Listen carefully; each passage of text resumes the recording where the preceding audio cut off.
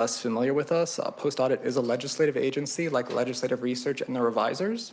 But typically you hear less from us because we're only really around when we're presenting audits like today. So we're a little less visible, but if you would like to request an audit, please let us know. We would love to help you out with that. So now, going back to the Angel Investor Tax Credit. We did 2 audits of this program. One was from 2020, the other was from 2024. I'm going to be talking about the 2024 audit. Then Andy will talk about the 2020 audit.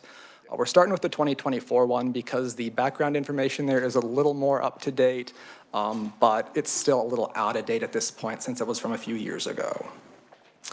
So if you'll join me on page 4 of the report, I'll start out with some background information about the program.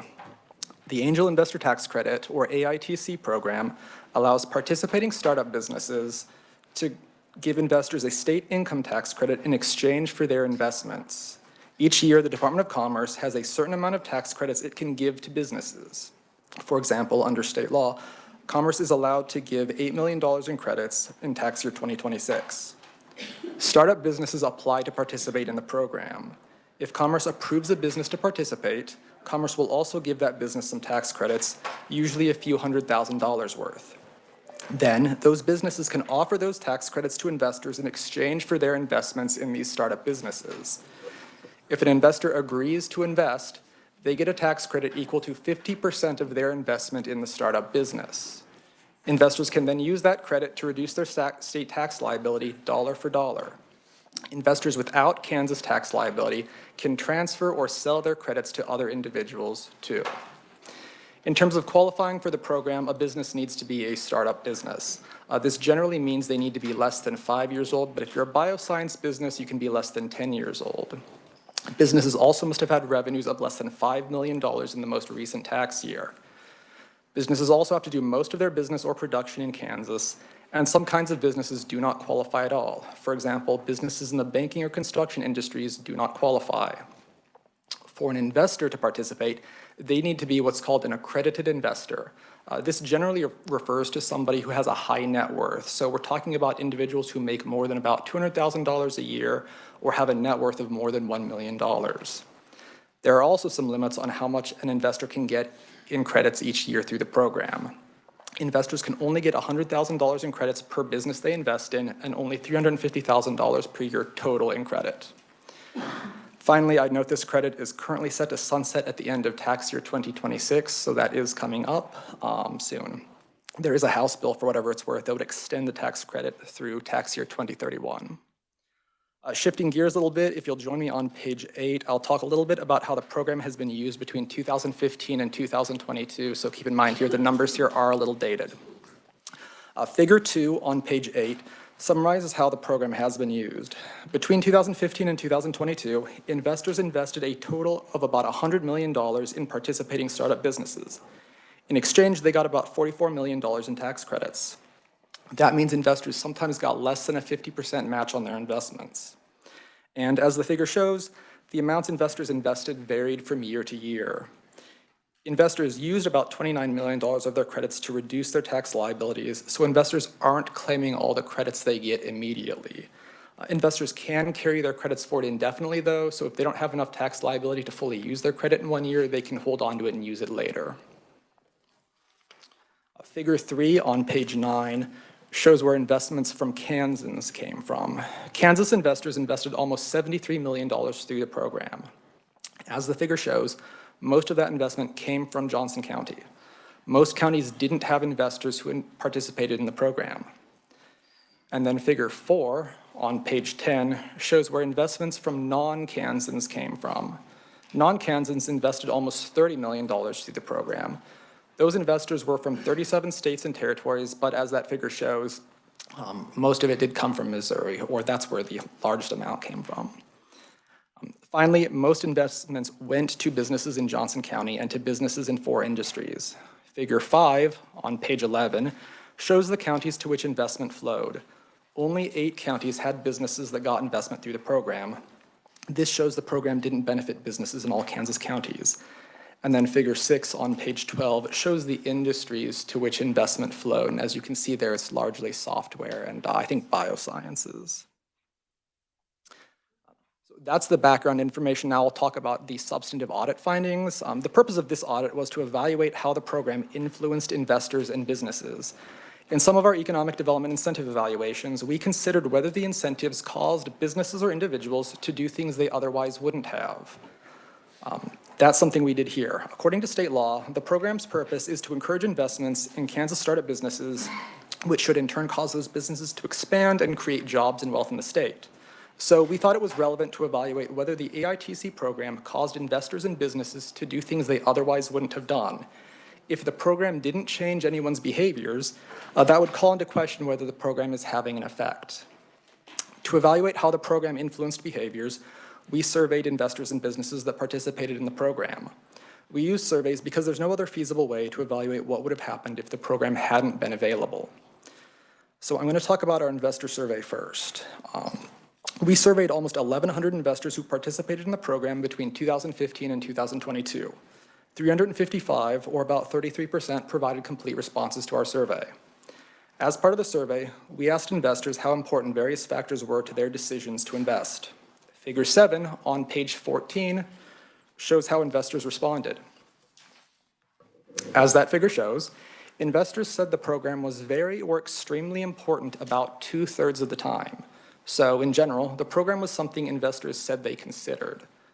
However, other factors, such as the quality of the business's management team or the quality of their product, were more often important to investors. So while the program was influential, it wasn't the only thing investors considered. We also asked investors what they would have done if the program hadn't been available. Figure 8 on page 15 shows how they responded. As that figure shows, most investors, about 60%, said they would have invested less or later if the program hadn't been available. And almost 30% said they wouldn't have invested at all. Only 10% said they wouldn't have done anything different. So according to most investors who responded to our survey, the program did cause them to behave differently.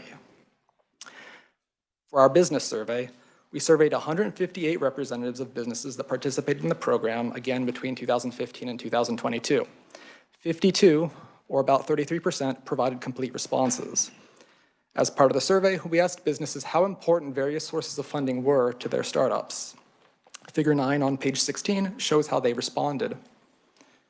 As the figure shows, AITC investment was most often very or extremely important to businesses. Other important sources of funding included personal funds or family and friends funds. We also asked businesses what they would have done without the AITC program. Pages 16 and 17 discuss how they responded. In general, businesses said they wouldn't have been able to do as much without the program. For example, 50% said their businesses would have hired fewer employees, and a few said that the program was what caused their business to locate in Kansas as opposed to somewhere else. Only 6% said their business wouldn't have done anything differently. So kind of like with the investors, our survey results suggest that this program does change some businesses' behaviors. I have two final comments on our survey. So first, on pages 17 and 18, we summarize business investor opinions about the program. I would note that both investor and business respondents generally agreed AITC programs help startups attract investment. In particular, some businesses told us Kansas's program provides Kansas businesses a unique selling point that helps them compete for limited capital. And second, a quick disclaimer. While we think our survey results are informative, we can't generalize the results of our survey to all investors and businesses. About 2/3 of program participants didn't respond to our survey, so we can't say what they think about the program. Before I wrap up, I'd note we have some findings on pages 18 and 19 related to Commerce's data being incomplete and inaccurate, and Commerce's process for making sure businesses that participated in the program stay in Kansas. We think that process has some room for improvement. I won't discuss those issues in detail, but I would note Commerce did agree to implement recommendations we made as part of the audit. Their response is in the audit too. That would conclude my comments, Mr. Chair. Would you prefer I stand for questions now or wait until after Andy's presentation? Let's ask questions now. If anybody has any questions, yes, Senator Owens. Thank you, Mr. Chairman. Question for you, Josh. Was there any question around how long businesses were involved, businesses that still exist, businesses that have exited the state or sold, or any of those conversations within your audits? That's not something that we specifically focused on. I recall, though, from discussing the program with commerce officials, some of those things are goals these businesses have. Like a startup business might have a goal of being acquired. That is, they get to basically sell their stake and maybe retire. Dreams, right? Okay, well, I'll wait till we hear the bill and ask Commerce that question. Hopefully, they'll be able to provide some data of how it's grown these Kansas companies. Thank you. Any other questions? Yes, Senator Clem. Thank you, Mr. Chair. You may have mentioned it. What percent it's transferable? So what percent was used to sell, probably for ongoing capital or whatever the use was for? I don't think we talk about that in a report. I'm not sure we have data about that. I could double check and follow up, though. And you also, one follow-up, sir. Thank you. So you also made a comment that you had to be a accredited investor. So most of the startups probably are not accredited investors, I'm guessing, in a startup. So am I looking at, so we missed a lot of opportunities for investment potentially. And I'm just curious if you could expand on the accredited investor side of So things. if you want to participate in this program as an accredited investor, that is, you want to invest in a startup and get credits, you have to be accredited, which means you have to be high net worth. If you're not high net worth, you can't participate. So in theory, if you were someone who's not high net worth and you wanted to invest, you wouldn't be able to get tax credits for doing so. I suppose theoretically that could mean there are some people who would like to invest through the program that can't. So somebody that wanted to invest in a small business that may not be an accredited investor doesn't get the advantages of credit, but still may put money into the company. It just, you have to have money to get additional benefits. That would be my understanding, yes. Thank you. See any other comments, questions? Thank you very much. We appreciate your report. Our next conferee is Andy Rinzo, Principal Auditor, and he will talk about the 2020 angel investment tax, and I think we have that on our desk. Okay, thank you, Mr. Chair.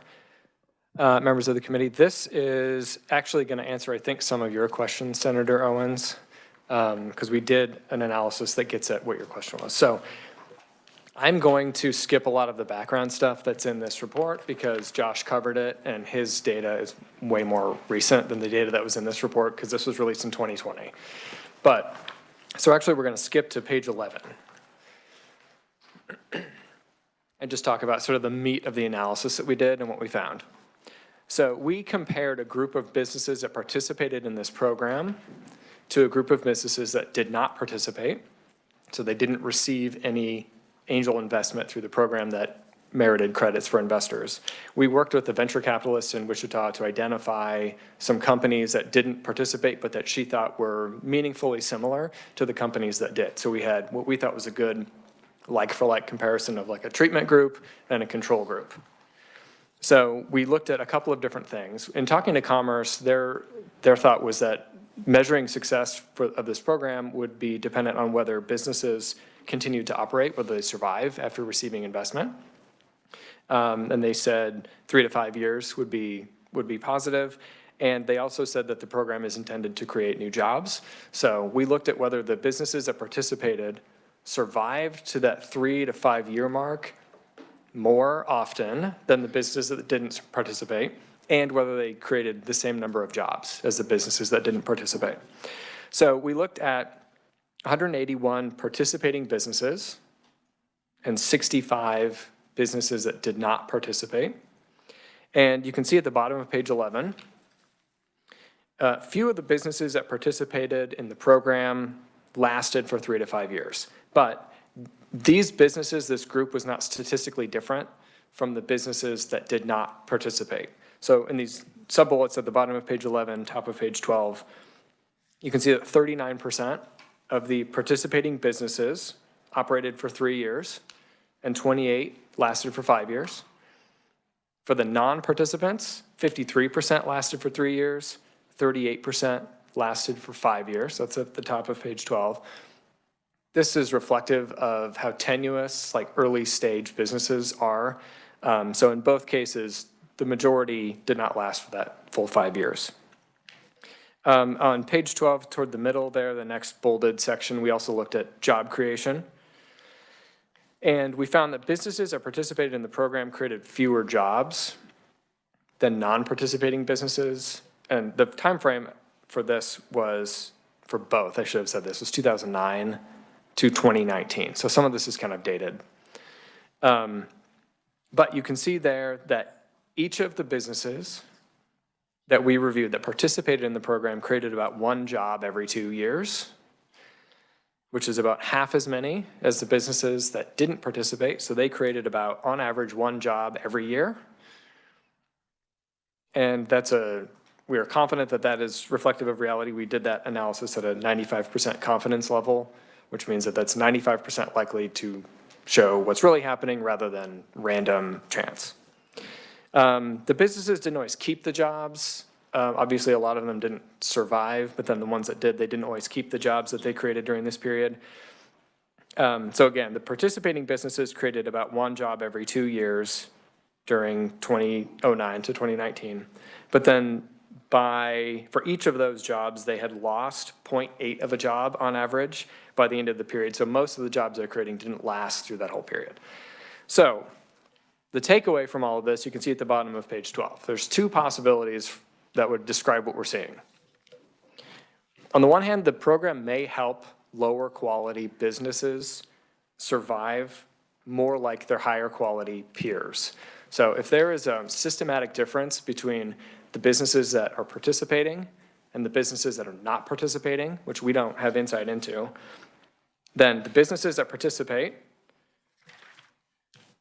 may be surviving longer because they're participating in the program and attracting extra capital. And the businesses that didn't participate maybe don't need something like a credit program to attract capital because they're inherently higher quality businesses. That's one explanation.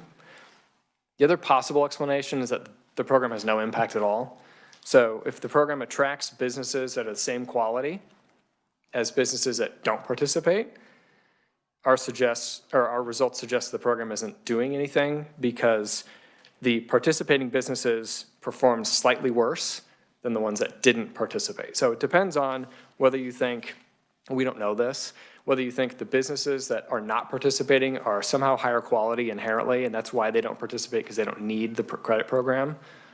And if that's the case, then the businesses that are participating could be lower quality in general, but are surviving longer and creating more jobs and are performing more like higher quality non-participants. So that's really the meat of what is still relevant, I would say, from this audit, given how old it is, and I'll answer any questions. Thank you. Senator Owens. Thank you, Mr. Chair, and thank you for that, Andy. Based on those findings, you raised a number of questions, and so I've got to make sure in this analysis that we're comparing apples to apples, right? Because a business that is attempting to raise capital through an angel round is a very different business that starts up, on your local main street and tries to make a go of it. So my first question is the non-participant businesses in your survey, did they also go through an angel round and just not participate in the tax credit? Or did you compare the participants taking the credit in an angel round to any other business that just started out there? So we worked with a venture capitalist to identify businesses that were as similar as possible to the ones that were participating. So again, this is a while ago, so I'm recalling to the best of my ability, and I can look at our work if you'd like me to answer that. In her estimation, these were basically as close to an apples to apples comparison as we could get. So these were businesses that were early stage, looking for capital in the same way as the ones that received the credit. They just didn't participate in the program. Okay, that's very helpful, and I'd like to confirm that just to make sure, because the findings really are interesting. I just want to make sure that we're kind of comparing the same thing, and I'm grateful for those because you've got different sectors, higher growth, all those other things. So if you could just double check, whatever you can find on that and shoot it over to me, I would be curious. Thank you. Any other questions? The one question that I thought about when you were giving your analysis, you know, these businesses last 3 to 5 years is basically what you were measuring. What would you say the return is to the state of Kansas for the amount of tax credit that we're offering? Is there a return number? Is there a? So we did not specifically analyze that. We were looking at whether the program was successful at achieving the goals that, so there aren't goals for this program specifically in state law. So we worked with Commerce to see sort of what they thought success meant. And so to them at the time, it was the businesses survive and create jobs. And so that's really what we were looking at. And so we didn't try to calculate an ROI in this particular analysis.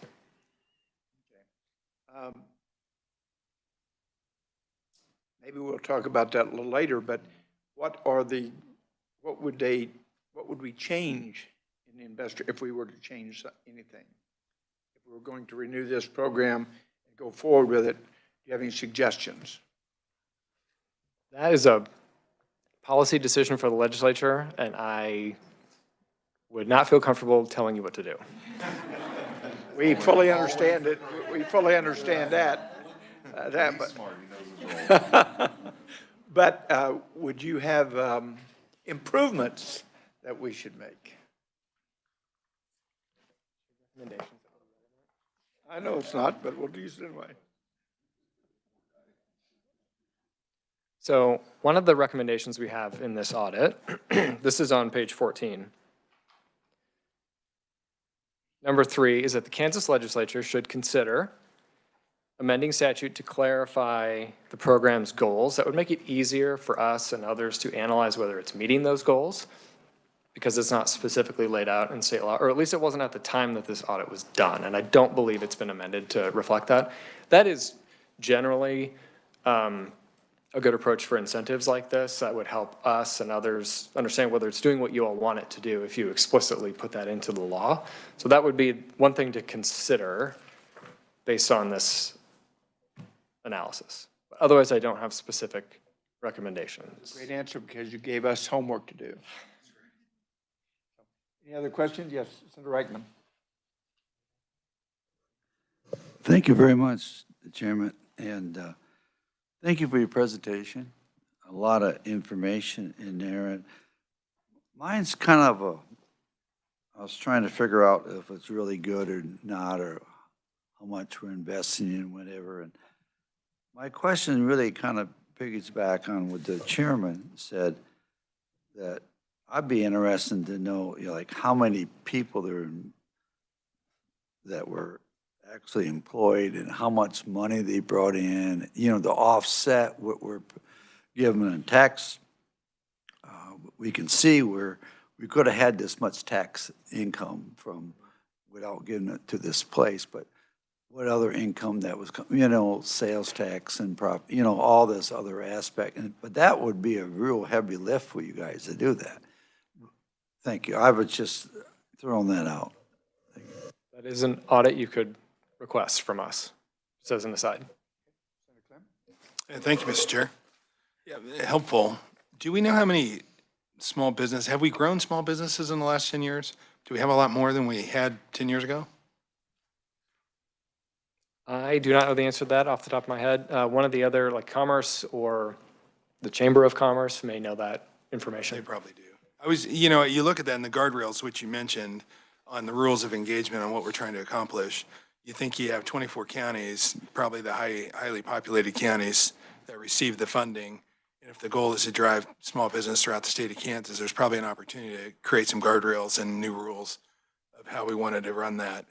But also, you know, just credits in general, if it's probably just needs to be looked at, because there's probably a lot of really interesting ways to drive small business, which should be the life force of what we're trying to do here. And I'm not sure this gets us there, but maybe an improved version of this might. So just a statement. Thank you. Any other questions? Thank you very much, Andy. We appreciate your program this afternoon. We have a third person we have to give is Eric Stafford, Vice President, Governmental Affairs, Kansas Chamber. Eric, welcome.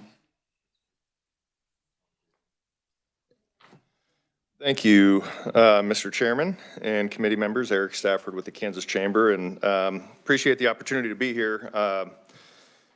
probably going to position me to just do written testimony next week, because you're going to hear the same stuff that I'm going to say next week on Senate Bill 429, which is perfectly fine by me. I don't want to get asked hard questions twice. But to me, I think the biggest takeaway, I included a copy, and I think it was a Joint Commerce Committee presentation last January when Ted Abernathy came to Kansas to present the competitiveness study that he put together on our behalf for our foundation. That kind of is a follow-up to the first one that he did in 2021, where he kind of looks back at some of those items from 2021 and how are we doing, room for improvement, but then 2025 updates on areas to focus. And I included a chart from that report that shows business formations and percentage in Kansas, and we fall below the national average in terms of business formations as a state. To Senator Klimt's question, I don't have an exact number of small business formations, but we do lag nationally. But there's probably not one specific reason there. The reason, and one of the main pieces that we spoke about on the House side on the Commerce Committee for an angel investor tax credit bill, which, well, I'll get to that here in a little bit. There's multiple angel investor tax credit bills floating around. We'll get to those later. A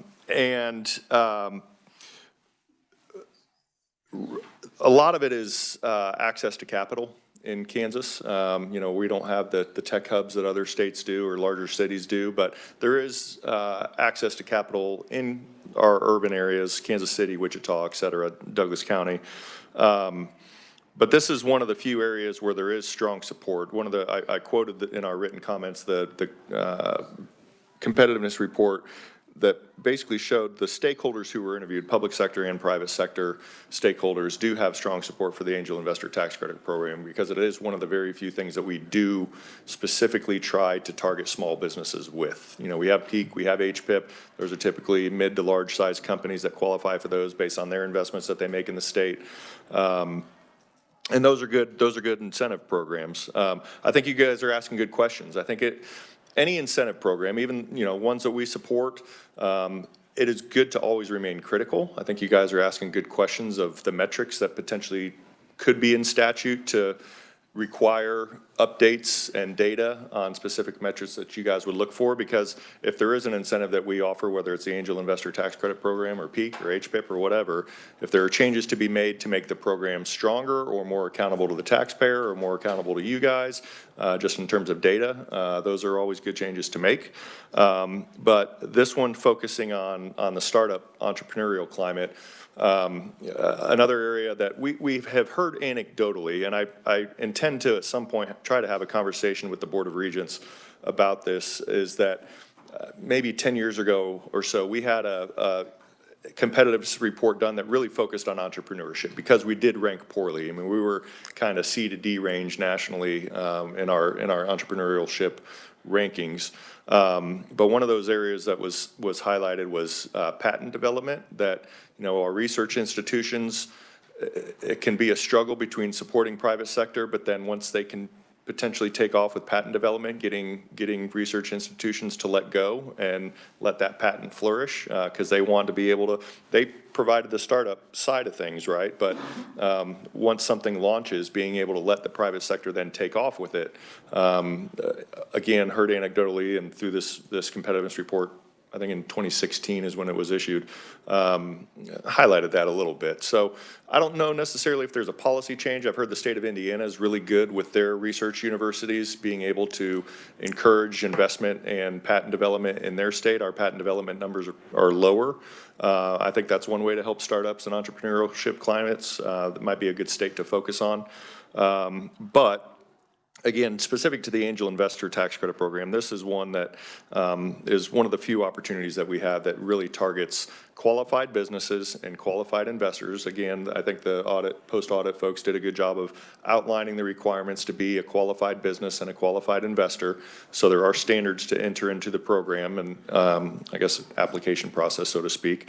And so I think those types of checks and balances are good. But really, I included our full report only because I want you guys to keep that fresh in your mind of other opportunities that exist. I mean, it covers all types of topics. It covers energy, it covers AI, business climate in general. You'll notice that I think it says we're 12th or 13th in the nation in terms of our cost of doing business in the state, which is really, really good. I mean, it is still an affordable state. Yes, housing prices are up some. It's nationally compared to, other states, we're still okay, and very affordable, but we have some areas where we do really, really well in our state's climate for operating a business when you're looking at the whole umbrella of everything of what it costs: labor cost, employment law, work comp premiums, unemployment insurance taxes. The changes that you guys have made over the last 10 years to unemployment insurance has the tax foundation. They put us up as the 4th best tax structure in the country for our UI taxes. So kudos to the legislature for getting that done in terms of how do we adequately build the trust fund, but at the same time reasonably tax employers fairly based on their usage of the fund. So those changes have been very positive. So I think it is important for you guys just to keep this as a refresher. I try to go through it a couple times a year just to look and see, okay, is there anything else we need to be targeting here that we're kind of forgetting about, or any changes to be made? I will get back to the other angel investor tax credit bills. So you have the House Bill 2466, I think is the bill number. I think 2464 is the aviation bill that just passed. 2466, I think, is the aviation tax credit. Senate Bill 429. We introduced a bill and just got word that it was presented to the committee chair, so we should have a bill number tomorrow. Talk about blood pressure in a shorter session. And the challenges that I have here. That bill is the interim Commerce Committee recommendation that has the 21 tax credits that are being repealed, and then some changes to HPIP. So I think that in that bill is renewal of the aviation tax credit. Again, another issue that has a couple bills floating around. Renewal of the angel investor tax credit, but then repealing, and again, we brought that, if you recall our comments during the interim committee, we brought that as a starting point for you. If there are some that we're proposing to eliminate that you don't want to eliminate, if there's more that you guys want to do, we wanted to start the discussion largely to be proactive because we do, we were in opposition to some bills that eliminated peak HPIP, aviation tax credit, angel investor tax credit, and we believe that those incentives are effective and valuable. States like Florida that don't have income tax still offer incentives. Florida has a corporate income tax that have a program very similar to HPIP that's named very similarly to HPIP. So there are comparable programs in other states. The deal closing fund that Texas has, they have hundreds of millions of dollars for cash incentives for businesses to invest in the state. I think ours floats around $30 to $50 million. I think maybe a high water mark might have been $75 million at one point. But we are in a competition with 49 other states to attract investment. And I think we've had some good successes in recent years. But at the same time, for the businesses that might not qualify for some of those bigger incentives, you have to continue to maintain that focus for the small to entrepreneurial type startup companies. So it's a favorable climate because they're trying to figure out how to grow. They're trying to build a business plan, and any access to capital that they can have is beneficial to them because every dollar counts, especially for small businesses. The weight of challenges of policies for those small businesses is harder. The workforce constraints, the capital constraints, the growth constraints, they probably feel that stronger than your medium to larger size companies. Those challenges are still there. Workforce issues are still there for everybody, but we are competing for that talent, and anything we can do globally as a policy perspective to be competitive as a state is important. So happy to answer any questions, but yeah, we believe that this is a good program. Again, always wanting to review effectiveness of an incentive is good, and I think that's fair as legislators to ensure that we're just not doing these programs that don't really provide any good, which is why we have 21 that we're proposing to get rid of. A couple of those might draw some attention, but we feel like we have some potential reasonable alternatives that we can pursue this year as well. So happy to answer any questions, but appreciate you being here, and any questions you have on our competitiveness report outside of the angel investor tax credit or small business climate, then we're happy to answer those too. Thank you, Mr. Chair, and thank you, Eric.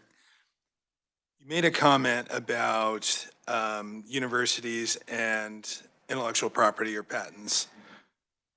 So, which was an interesting statement. So you're feeling like if there was a relinquishment or a relationship that migrated those out to small business sooner or earlier in the process versus holding on to them, might create more small businesses in the state, but also allow them to be more successful if they're tied with intellectual property that's already been proven. Is that a fair assessment? Yeah, and again, it was anecdotal, and that's why I preface that by saying I'd like to have a conversation with the regents about that. You know, it's something that we have heard over time.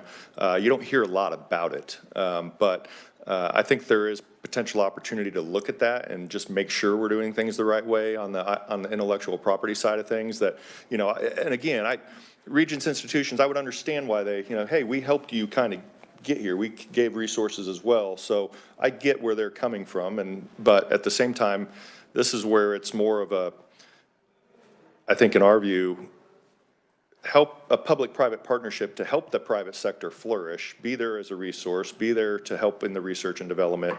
But then once, you know, they're ready to fly out of the nest, let them fly. Don't kind of hold on to them and let them go, which is what we try to do with our kids sometimes, right? Yeah. Brief follow-up, Mr. Chair. So do we know how many patents are coming out of university, and probably the legislature was the one who gave them the funding to create the opportunity? Yeah, I don't have that data. I had it at one point, but again, it's probably at least 10 years old. Yeah, I don't have that data right now. That's an interesting thought. I think it does kind of create that partnership to create some small businesses. And yeah, and again, if there's specific policies we can do to encourage that, right? I think is something to consider as well. Not saying that, you know, we don't want to entirely cut the universities out, but how do we strengthen the partnership between private sector and public sector research institutions? Thank you, Mr. Chair. One of the concerns that I've heard recently is we have our research universities, and they're working hard to create new products and create new systems.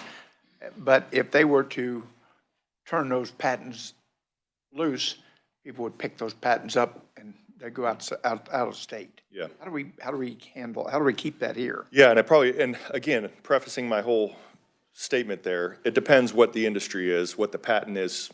Was it a professor who created it, right? And those are factors too. But if there is private sector involvement at the beginning, to me, that's where I'm more trying to target, not necessarily the professors who are doing the great research that they're doing, whether it's cancer treatment at KU Med or agricultural development and science at Kansas State University, you know, wherever it's coming from. So there are different approaches, but yeah, how to keep that in Kansas, man, I would probably defer to some other experts that I would have to find out who they would be to be able to answer that. But again, to me, this is part of that broader conversation. How do we get more out of the intellectual property that's being developed in the state of Kansas?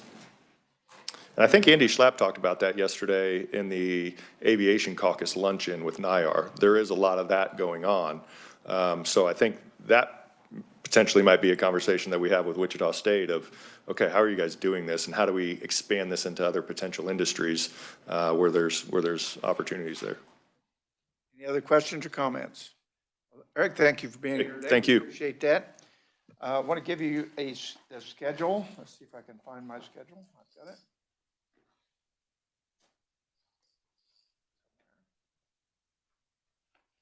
For next week, I do want to remind the committee that we will have a conference committee on Senate Bill 30 Monday in 582 North at 1 o'clock. So that'll be on Senate Bill 30 on Monday. And it's at 1 o'clock. It's a conference committee.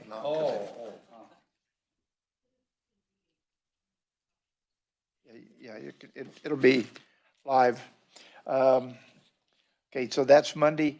Tuesday, we have a hearing on Senate Bill 369. And that's on the certain disclosures made to tenants providing restrictions on fees. On Wednesday, we have a joint meeting with the House Commerce on Unemployment Insurance Modernization and Conformity Act. On Thursday, we have hearing on Senate Bill 429, which is extending the sunset for this angel investor tax credit. And then on Friday, at this time, there is no meeting on February the 13th. What I've discovered is this thing is going so quick, we don't have time to work bills. So we may have to think about when we meet, because there are some bills we need to work, and we want to make sure we get those done. So we'll have to think about, we may have some extra time to meet together, so we'll be in touch. Thank you for anything else. This meeting is adjourned.